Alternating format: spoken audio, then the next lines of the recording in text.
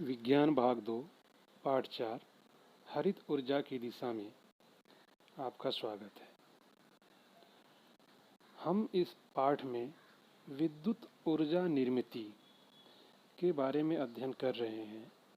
आज इस वीडियो में प्राकृतिक गैस ऊर्जा पर आधारित विद्युत केंद्र के बारे में अध्ययन करेंगे। इसमें प्राकृतिक गैस के ज्वलन से निर्माण होने वाली उच्च तापमान और दाब की वायु से घूमने वाले टरबाइन का उपयोग किया जाता है। प्राकृतिक गैसीय ऊर्जा पर आधारित विद्युत केंद्र की रचना कुछ इस प्रकार से दर्शाई जा सकती है, जैसे उच्च दाब की हवा के लिए कंप्रेसर, फिर ज्वलन कक्ष, उसके बाद वायु पर चलने वाले टरबाइन, टरबाइन से जुड़ा हुआ जनित्र और जनित्र के घूमने से विद्युत ऊर्जा की निर्मित।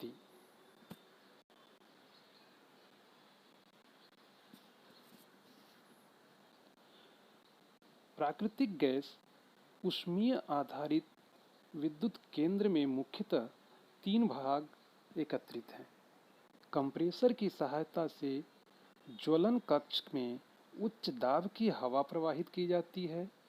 वहां प्राकृतिक गैस और हवा एकत्र आकर उनका ज्वलन किया जाता है। इस कक्ष में आने वाली अति उच्च दाब और तापमान की वायु टरबाइन के ब्लेड्स को घुमाती है। टरबाइन से जुड़े हुए जनित्र के घूमने से विद्युत निर्मित होती है। प्राकृतिक गैस पर आधारित विद्युत निर्मित केंद्र को क्रमशः होने वाले ऊर्जा के रूपांतरण को निम्न प्रकार से दर्शाया जा सकता है, जैसे प्राकृतिक गैस की रासायनिक ऊर्जा, प्राकृतिक गैस के ज्वलन से निर्माण हुई गतिज ऊर्जा, टरबाइन की गतिज ऊर्जा और उसके द्वारा निर्मित विद्युतीय ऊर्जा।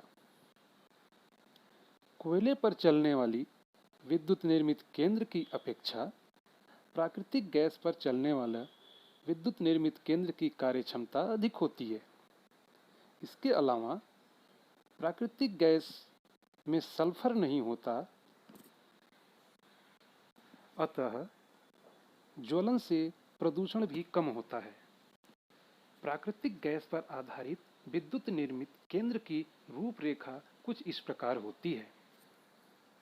भारत के कुछ प्रमुख प्राकृतिक गैस पर आधारित विद्युत निर्मित केंद्र व उनकी कार्यक्षमता, जैसे समरलकोटा स्थान राज्य आंध्र प्रदेश में 2620 मेगावाट की विद्युत निर्मित क्षमता, अंजनवेल महाराष्ट्र में 2220 मेगावाट, बवाना दिल्ली में 1500 मेगावाट और कोंडापल्ली आंध्र प्रदेश में 1466 मेगावाट की विद्युत निर्मित केंद्र की क्षमता इस समय हमारे देश में कार्य कर रही है।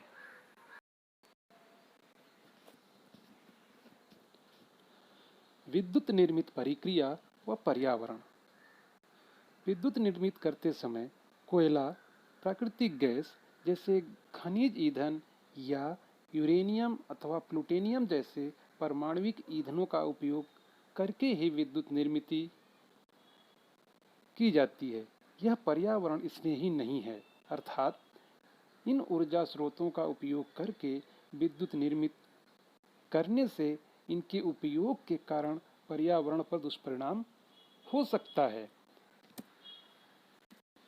इन दुष्परिणामों में पहला दुष्परिणाम कोयला, प्राकृतिक गैस इनके खनिज ईंधनों के ज्वलन से कुछ घटक गैसों की और कणों की निर्मित होकर हवा में मिल जाते हैं।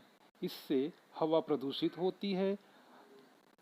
ईंधन के अपूर्ण ज्वलन से कार्बन मोनोऑक्साइड गैस निर्मित होती है, जिसका हमारे स्वास्थ्य पर दुष्परिणाम होता है।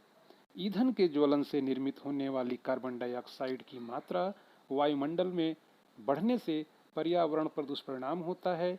वैश्विक तापमान में वृद्धि होता है। पेट्रोल, डीजल, कोयला, इनके ज्वलन से निर्माण होने वाली नाइट्रोजन डाइऑक्साइड के कारण अम्लीय वर्षा जैसे परिणाम दिखाई देते हैं। जीवाश्म ईंधनों के अपूर्ण ज्वलन से होने वाले धुएं के कण हवा को प्रदूषित करते हैं, जिससे दमा जैसे श्वसन संस्थान के विकार उत्पन्न होते हैं। इसी क्रम में दूसरा पॉइंट है कोयला, खनिज तेल जैसे पेट्रोल, डीजल इत्यादि और प्राकृतिक गैस जैसे एलपीजी, सीएनजी, ये सभी जीवाश्म ईंधन से निर्मित होने के लिए लाखों वर्ष लगते हैं। इसके अलावा भूगर्भ में उनके भंडार सीमित हैं।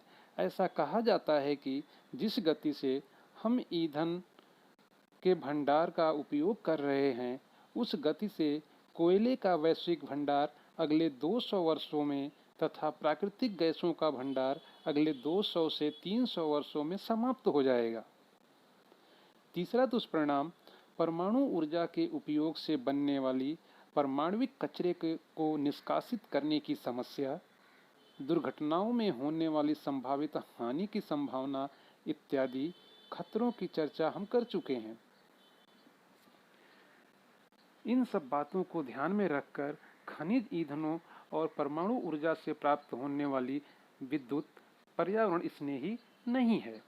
तो पर्यावरण स्नेही ऊर्जा की ओर अर्थात हम हरित ऊर्जा की दिशा में कार्य कर सकते हैं। जैसे विद्युत निर्मित के लिए अन्य ऐसे कुछ मार्ग अपनाए जाते हैं जिनसे ऊपर उल्लेखित समस्याएं उत्पन्न नहीं होती हैं। जल संचय द्वारा विद्युत निर्मित, पवन ऊर्जा द्वारा विद्युत निर्मित और सौर ऊर्जा द्वारा विद्युत निर्मित, जैविक ईंधन द्वारा विद्युत निर्मित कुछ ऐसे मार्ग से विद्युत की निर्मित हो सकती है। इसमें उपयोग में लाए जाने वाले ऊर्जा स्रोत अर्थात जल संचय, तेज से चलने वाली हवा, सूर्य का प्रकाश, जैविक ईंधन, ये कभी भी न समाप्त होने वाले हैं। इनके अलावा इनके द्वारा उल्लेखित समस्याओं का निर्माण भी नहीं होता है। अतः इस प्रकार से ऊर्जा निर्मित पर्यावरण स्नेही ऊर्जा कही जा सकती है। इसे ही हम हरित ऊर्जा भी कह सकते हैं। कोयला, प्राकृतिक गैस, खनिज तेल, परमाणु ईंधन, इनके उपयोग से उत्पन्न होने वाले खतरे को पहचानते हुए आज विश्व सभी जगहों पर पर्यावरण स्नेही ऊर्जा के कदम बढ़ाए जा रहे हैं। धन्यवाद।